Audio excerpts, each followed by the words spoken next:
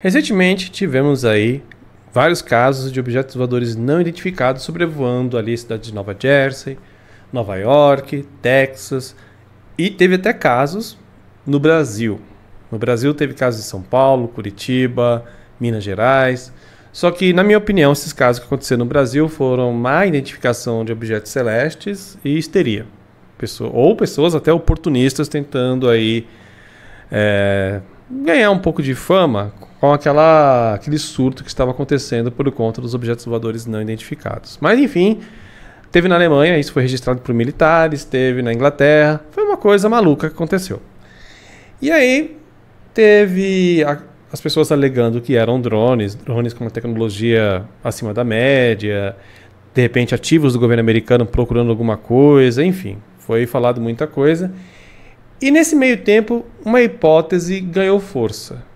Que talvez alguns dos objetos, porque alguns eram drones, eram claramente drones, porque eles tinham luzes sinalizadoras, né, os estrobos para evitar colisões no céu à noite. Então, eu não vejo por que alienígenas usarem estrobos ou, enfim. No caso dos Estados Unidos, se fossem espiões ou outra nação, eles não iam querer se identificar no céu. Então, para mim, tá muito cara de que era coisa dos americanos mesmo e acabou gerando uma grande confusão. Isso é na minha opinião. Mas alguns dos objetos que foram relatados, eles não batiam com drones. Algumas pessoas falavam que viam esferas de luz que se moviam, desciam, depois subiam para o céu. Enfim, eram os orbes, né, que eles falavam. E aí foi ganhando uma força aí, uma teoria de que talvez fosse vida plasmática. Os objetos não seriam alienígenas, não seriam tecnologia estrangeira, e sim aos seres de plasma que vivem na nossa atmosfera. É uma teoria antiga até, nasceu em 86. E essa teoria até explicaria, por exemplo, o que os pilotos de avião viram na noite oficial dos OVNIs. Para quem não lembra, eu vou mostrar uma imagem aqui que ela é baseada na descrição do que os pilotos viram. Eram várias luzes que ficavam perseguindo os aviões. E aí, para quem não conhece a história, pequeno resumo aqui. No dia 19 de maio de 1986, aconteceu um dos mais notáveis casos de avistamento de objetos voadores não identificados no Brasil.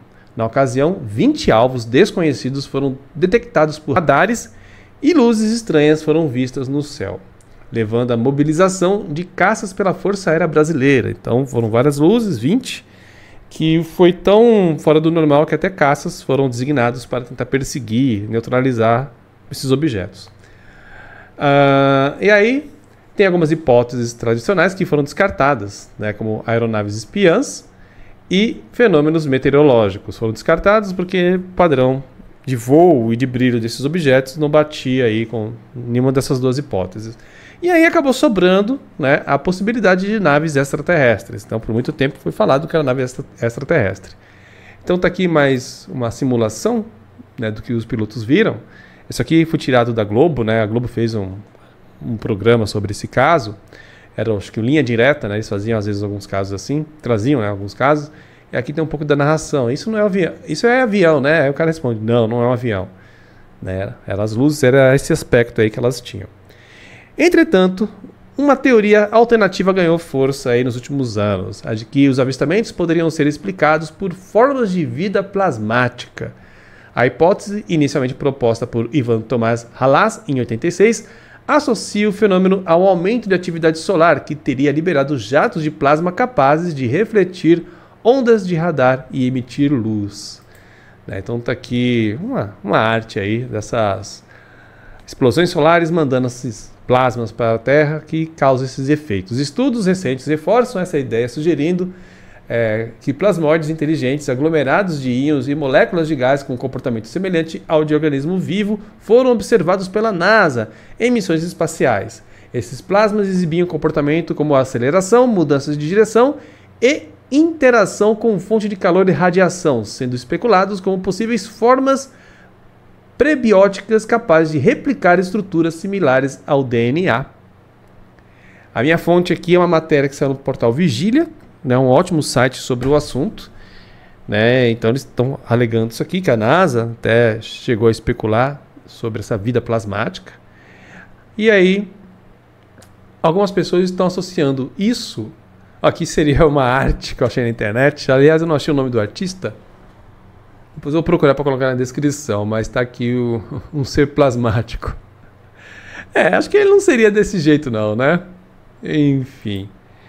Aí, eu estava falando, né, que nesse último caso dos drones de Nova Jersey, dos DROVNIs, algumas pessoas começaram a alegar que as esferas que estavam sendo vistas não eram drones, e sim, isso aqui é uma arte, acho que gerada por IA, esses objetos plasmáticos, né? Então, teve essa hipótese, ganhou muita força. Algumas pessoas me mandaram e-mail falando disso aqui.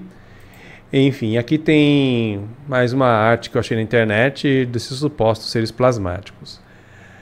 No entanto, eu fui pesquisar se a NASA realmente falou sobre isso, né? Se a NASA realmente fez esse comentário, então eu não achei nada, né? O que eu achei foi que a hipótese da vida plasmática é considerada especulativa pela comunidade científica. A NASA não endossa oficialmente essa ideia e não há evidências sólidas que comprovem sua existência.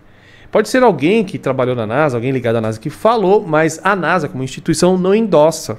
Isso aqui, pelo menos na minha pesquisa aqui que eu fiz.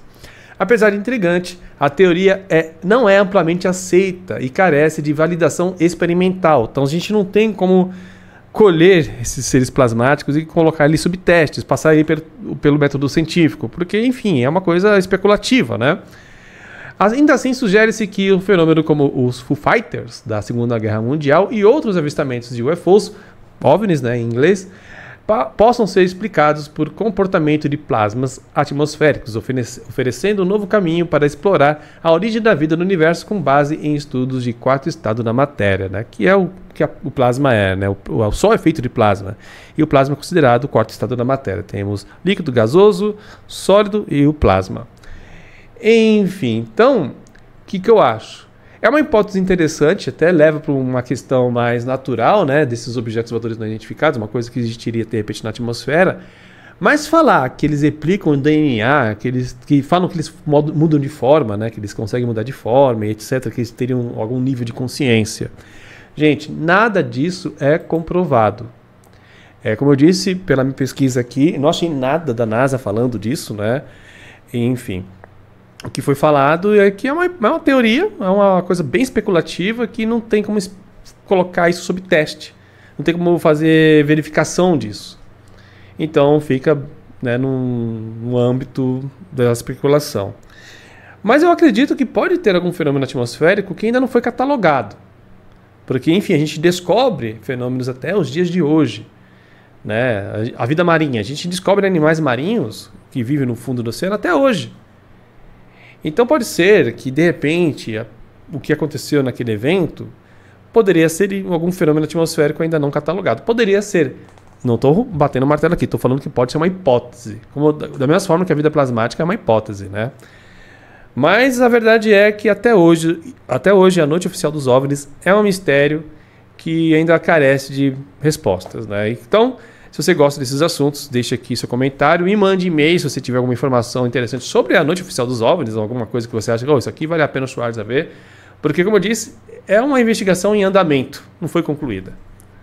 Beleza? Então, é isso. E vou ficando por aqui com mais esse vídeo. Se você quiser apoiar meu trabalho, você já sabe, você pode comprar as roupas da Insider, que são nossa parceira, nossos patrocinadores. Se você usar o cupom Schwartz, que está aqui embaixo na descrição, você ganha 12% de desconto para comprar suas roupas lá na Insider, que usam, isso sim, tecnologia da NASA na sua confecção. Eles fazem uso da expertise conquistada pela NASA em sua busca aí para entender o universo. E aí, a tecnologia que é usada para manter os astronautas mais confortáveis volta para a humanidade, e empresas como a Insider fazem uso disso para nos dar aí roupas com qualidade elevada e também com algumas coisas como desamassar no próprio corpo, proteção a raios UV. Lá no espaço você pode tomar uma radiação louca lá, então é importante você ter ali trajes que tem essa proteção, e isso também tem nas roupas da Insider, né? Proteção a raios UV, anti-suor, enfim, uma variedade enorme de vantagens, e você comprando lá na Insider, você ainda me ajuda aqui a manter esse trabalho aqui na internet, beleza, pessoal? Então, eu vou ficando por aqui com mais esse vídeo, um grande abraço para vocês,